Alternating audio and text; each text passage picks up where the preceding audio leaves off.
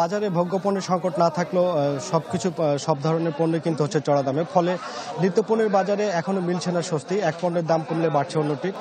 বাজার ঘুরে দেখা গেছে বেশিরভাগ বাজারে আলু, পেঁয়াজ, ডিমের দাম বাড়তি। প্রতি কেজি আলু বিক্রি হচ্ছে 60 টাকায়। গত সপ্তাহে এই দাম ছিল 55 টাকায়। এছাড়া এখনো কমেনি দেশি পেঁয়াজের দাম। প্রতি কেজি দেশি পেঁয়াজ বিক্রি হচ্ছে 120 টাকায় এবং আমদানিকৃত ভারতীয় পেঁয়াজ বিক্রি হচ্ছে 100 টাকায়।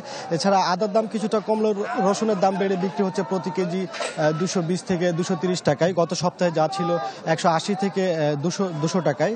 এছাড়া ডিমের বাড়তি দাম বলছেন ক্রেতারা ডজনে প্রায় 6 টাকা বেড়ে বিক্রি হচ্ছে 150 টাকায়। আর বাড়তি দামের জন্য সরবরাহ কমকে দায়ী করছেন ব্যবসায়ীরা। তবে কিছুটা কমেছে কাঁচা মরিচের দাম। প্রতি কেজি বিক্রি হচ্ছে খুচরা 150 থেকে 200 টাকা, যা গত সপ্তাহে ছিল 220 থেকে 250 টাকা।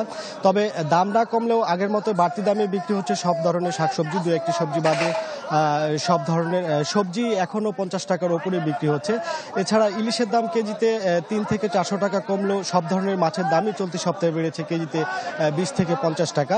হেরফের নেই মুরগির বাজারেও চলতি সপ্তাহে বেড়েছে কেজিতে 120 থেকে 50 টাকা। এছাড়া মুরগির প্রতি কেজি ব্রয়লার 170 টাকা, সোনালী 220 টাকা এবং লেয়ার 220 থেকে 230 টাকা।